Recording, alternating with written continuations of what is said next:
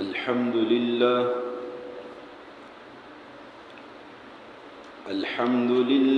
نحمده ونستعينه ونستغفره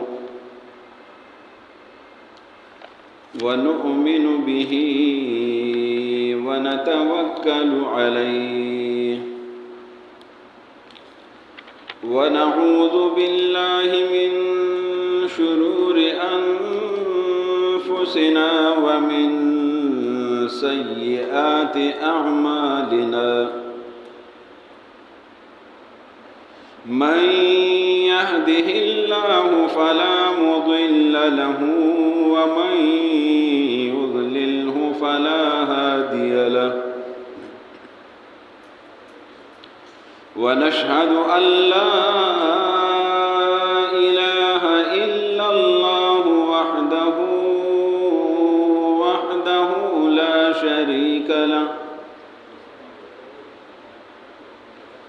لا شريك له ولا نظير له ولا وزير له ولا وزر له ولا وازر له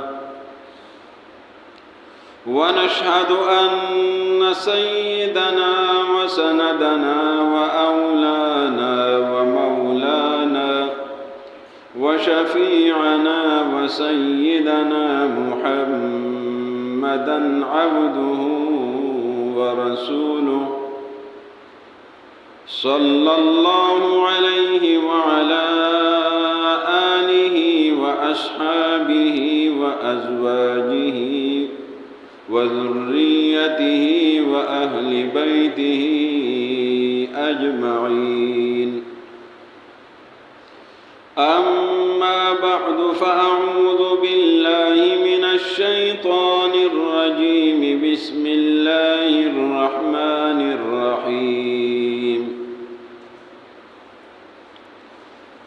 وآتوا النساء صدقاتهن نحلة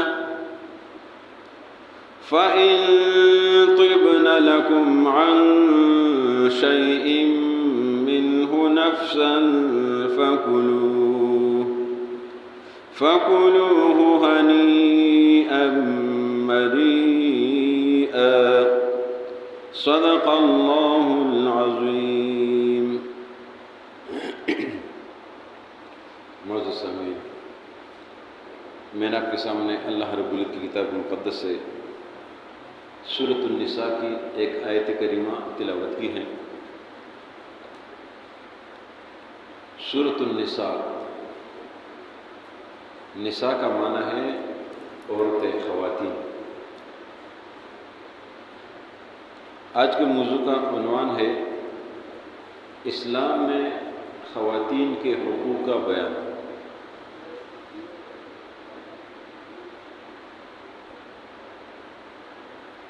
انسانیت،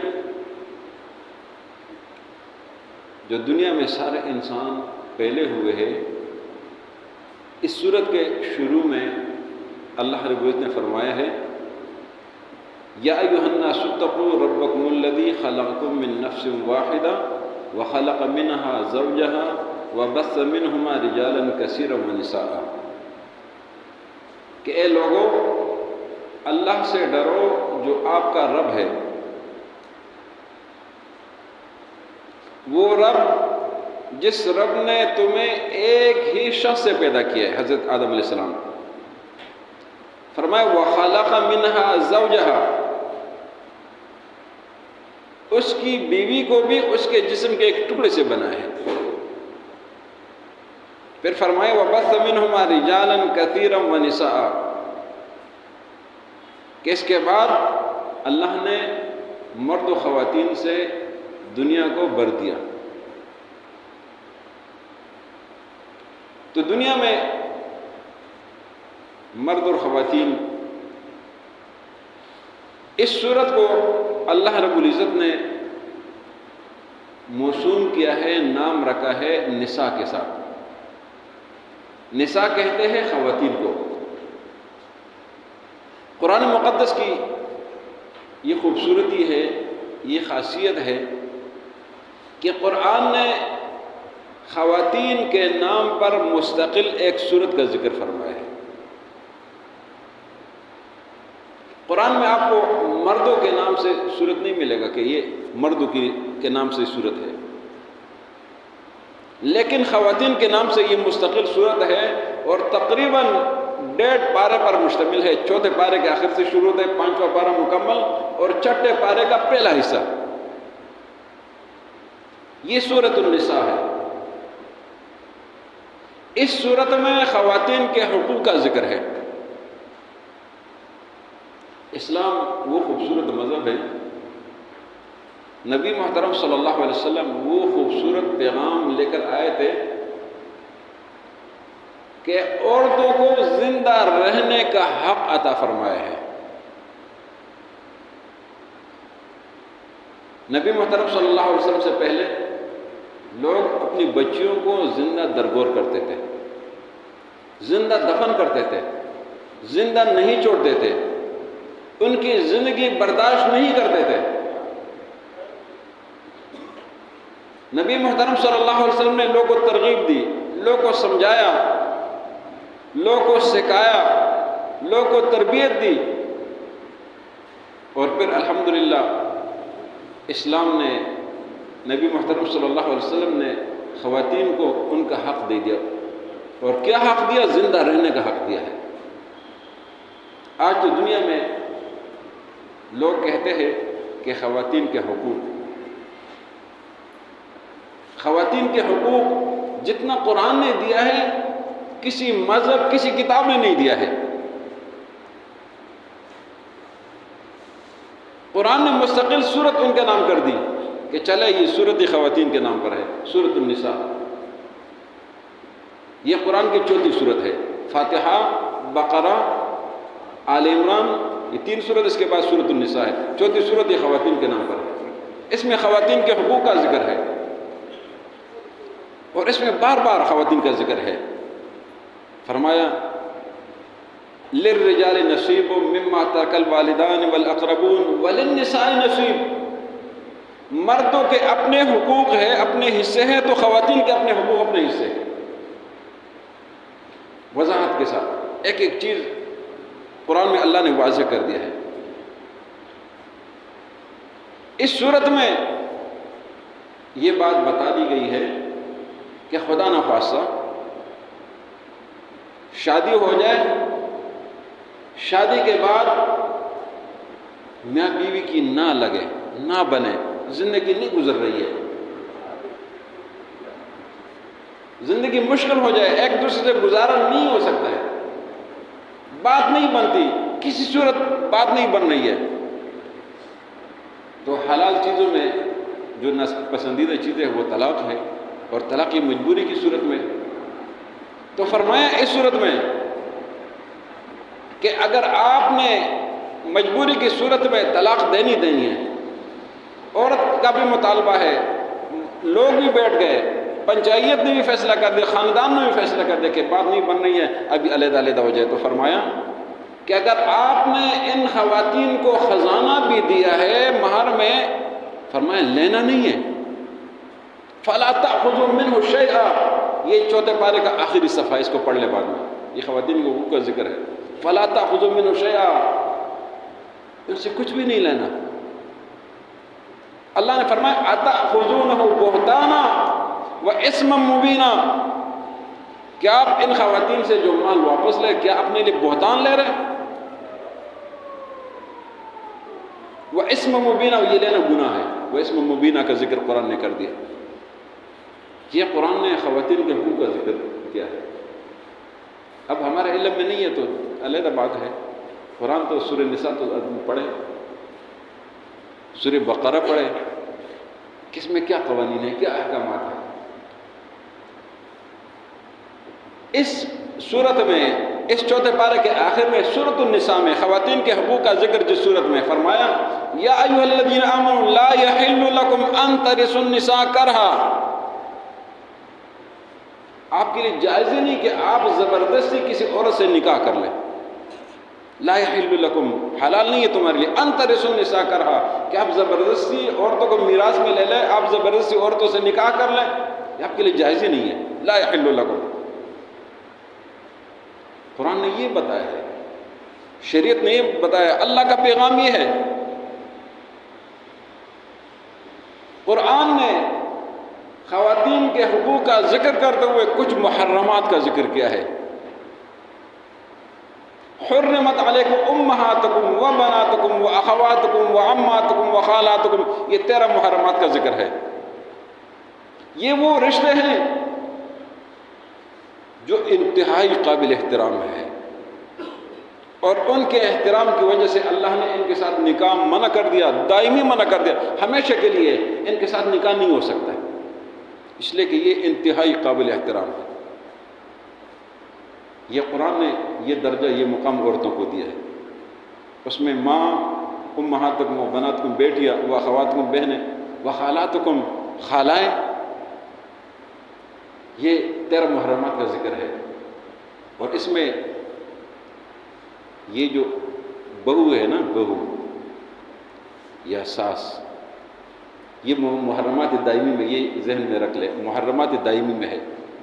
بہو جو ہے نا وہ ہمیشہ کے لیے سسر پر حرام ہے، ہمیشہ اس کے لیے قابل احترام ہے، ہمیشہ اس کی بیٹی ہے.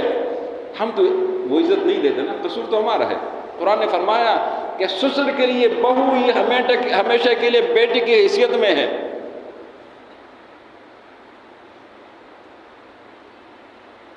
ساس مرد کے لیے چاہے وہ طلاق بھی ہو جائے، وہ بیوی کو چھوڑ بھی دے، بیوی کو چھوڑ بھی دے، ساس اس کے لیے ماں کی حیثیت میں، ماں کے درجے میں تاحیات ہے.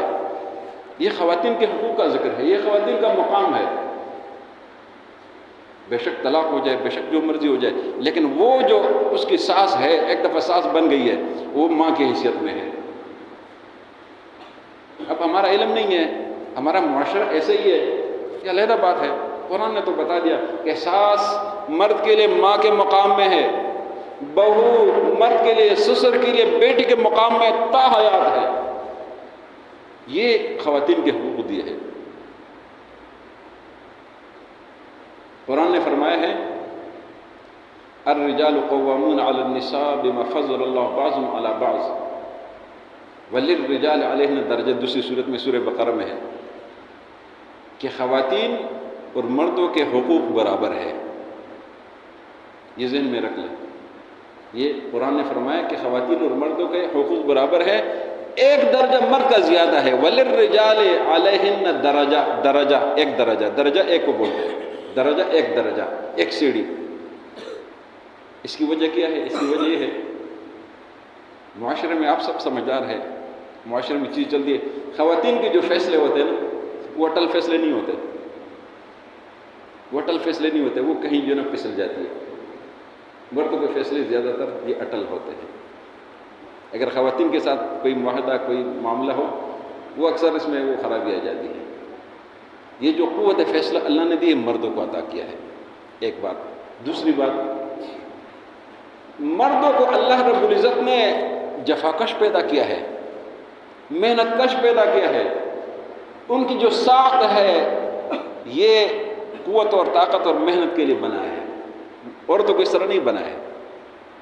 یہ اللہ کی ساخت ہے. اس لیے فرمایا وَلِلرِّجَالِ، یہ جو محنت والا کام ہے یہ مردوں کے ذمہ ہے. یہ جو معاش کا کام ہے یہ مردوں کے ذمہ ہے، یہ خواتین کے ذمہ نہیں ہے. مثال کے طور پر یہ بوری اٹھانا یہ اب مرد ہی اٹھاتا ہے نا، عورت تو نہیں اٹھا سکتی بیچاری نا، چاہے جتنے بھی پہلوان کیوں نہ ہو، جتنے تکڑی کیوں نہ ہو، یہ اس کا کام تو نہیں ہے نا، مردوں کا کام ہے. کوئی مشکل کام ہو وہ مردوں، کھدائی کا کام ہے مردوں کا کام، خواتین بیچارے تو نہیں کر سکتی نا. اس طرح ایک مثال ہے یہ ایک سمجھانے کے لیے کہ یہ جو ایک درجہ عطا فرمائی اس کے ذمہ کام لگایا ہے. باقی خواتین کے اپنے حقوق ہیں، یہ سورہ نساء کو بتا دیا کہ للرجال نصیب مما ترک الوالدان وللنساء نصیب مما ترک الوالدان. عورتوں کے اپنے حقوق ہیں اور مردوں کے اپنے حقوق ہیں. اسلام نے خواتین کے بہترین حقوق بتایا ہے. قرآن نے عورتوں کے نام پر مستقل سورت کا اعلان کر دیا ہے، سورۃ النساء، عورتوں کی سورت جس میں عورتوں کے حقوق کا ذکر ہے. نبی محترم صلی اللہ علیہ وسلم نے فرمایا من کانت لہو انسا، ایک اور حدیث ہے من عال ثلاث بنات، جو 3 بیٹیوں کی تربیت کرے، ان کو پالے، ان کو بڑا کرے، فرمایا فلم یہنہا، اس کی توہین نہ کرے، اس کو برا بلا بری نگاہ سے نہ دیکھے کہ یہ لڑکی ہے، یہ لڑکی ہے، اس نظر سے نہ دیکھے۔ پھر فرمایا کہ اپنے بچے کو، لڑکے کو اس عورت پر، اپنی بیٹی پر ترجیح نہ دے، یہ یاد رکھے، ترجیح نہ دے، ہم تو ترجیح دیتے ہیں نا، ترجیح نہ دے۔ ولم یہنہا، اس کی توہین نہ کرے، ولم یعدہا، اس کو زندہ درگور نہ کرے۔ حضور کا فرمان ہے کہ وہ قیامت میں میرے ساتھ اس طرح ہوگا، وہ قیامت میں میرے ساتھ اس طرح ہوگا۔ سبحان اللہ، سبحان اللہ ذرا کہے نا، کہاں حضور، کہاں بچوں کو، باپ جو بچوں کی تربیت کرے، ان کو پالے بڑا کرے، ان کی شادی کرے، ان کو اخلاق سکھائے، ادب و آداب سکھائے، زندگی سکھائے، وہ حضور کے پاس۔ اب یہ بات تو ہمیں بہت چھوٹی سی لگ رہی ہے نا، بہت چھوٹی سی لگ رہی ہے کہ حضور کے پاس، آپ کو ایک مثال دے، آپ کو پھر سمجھ میں آ جائے گا کہ یہ بہت دور کی بات ہے۔